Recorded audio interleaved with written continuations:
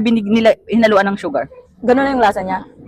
Ganun din yung nalalasaan ko eh. Wala ka lang, ano talaga guys, wala ka lang asim na malasahan talaga. Kasi, hi guys, so meron na naman tayong susubukan. Dahil lagi tayong tambay sa TikTok guys, budol na naman ako guys. So ito naman yung nagtitrending na Very Well Magic Berry. Alam nyo ba yun guys? So ito, bubuksan ko siya kung ano ba, effective. Ang sabi doon, kiniklaim doon guys, pag inano nyo to, tinake, 30 minutes, etong maasim, mawawala yung asim. Ang malalasahan nyo is, sweet. Ito, pakita ko muna sa inyo bago tayo, ng calamansi. Ito siya. Oh, tignan natin. Na-excite ako dito. Na-curious kasi ako guys kung totoo ba. So, ito siya. Ganito.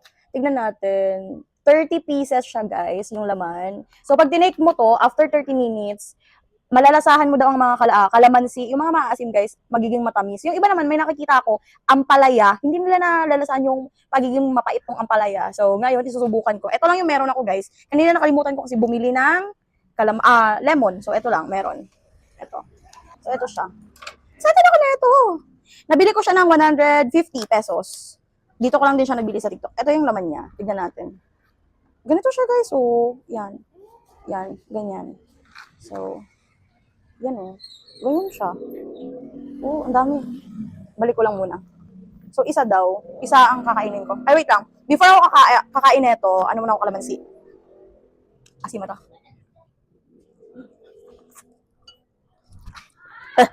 Asluma! Ang asim ng kalamansi, guys. Ang asim niya talaga. Wait lang. Nalaglag pa nga yung iba. So, eto. Asim. So, magtitake ako nito, guys. Sabi 30 minutes. Ano ba sabi dito? Ito, guys. May procedure naman kung paano. Isa or dalawa yung kailangan mo.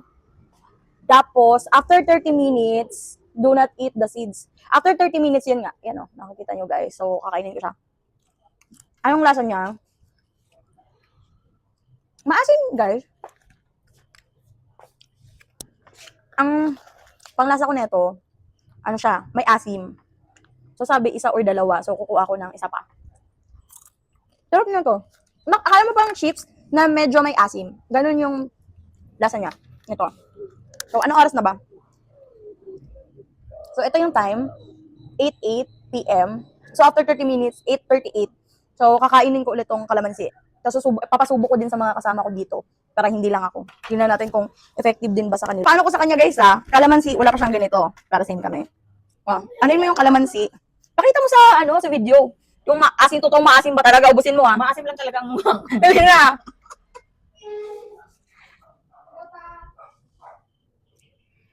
Tapos So, di ba, ito yung oras niya, guys. So, after, papaanuhin ko din siya neto. Wait. Para ano niya. Ano ba to? Ang epal naman nito. Hindi pa nakikisama. So, anuhin ko din siya ng 2 piraso. Ay, 1 piraso lang, guys, kasi sa akin, 2. So, isa sa kanya. Tignan natin kung same effect lang ba yung magiging lasa, kung isa lang yung kakainin niya neto. Kasi 2 yung kinain ko eh. Ito, sa susunod na kain, hindi mo malasahan na maasim. Oo. Explain mo sa kanila anong lasa niyan. May something Anong lasa? na may something asim. Asim. Light lang. Na di ba parang chips? Sarap di ba? Parang medyo malutong na maasim. Ganyan. So, after 30 minutes, guys, tignan natin kung ano ba siya. Guys, so wala pang 30 minutes. Pakita ko sa inyo, 8:17. Tapos titikman ko muna siya. Curious ako kung wala pang 30 minutes, kung same pa rin ba siya ng effect. Wait lang, parinig ba? Meron na siyang effect, guys. Medyo may asim pa rin tong kalamansi, pero mas siya, akala mo nilagyan siya ng asukal. Ganun na yung nalalasahan ko. So titignan natin after 8:38 kung na ba, magbabago pa ba yung lasa net. So ito na yung time, 8:36 na guys. So hindi ko na aantayin kasi magta 30 minutes na din naman siya. So, tikman natin kung ganun pa rin ba yung nalasahan ko nung mga 15 minutes. Kung medyo matamis, kung mawawala na talaga yung asim niya. Tingnan natin. Ang galing ko lang yung buto. Kasi grabe yung buto. Ito guys.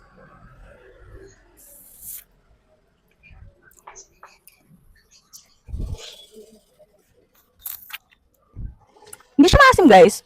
literal na parang nawala yung asim niya.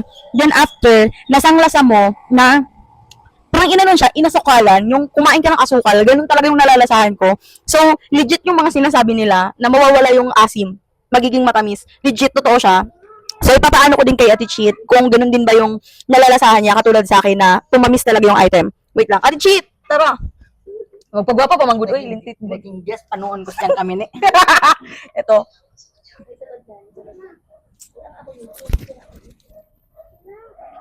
Hindi matamis nga siya. Anong lasa mo ngayon? Before bago mo siya Naging sweeted siya. compare kanina. Yeah. Parang ba? Yung parang lasang asukal na yung lalalasahan mo or what? Parang binalot na siya. Tamis na. Sobrang tamis. Kasi, subok niya. Maganda siya, guys. So, yung mga curious din, ilalagay ko to sa yellow basket.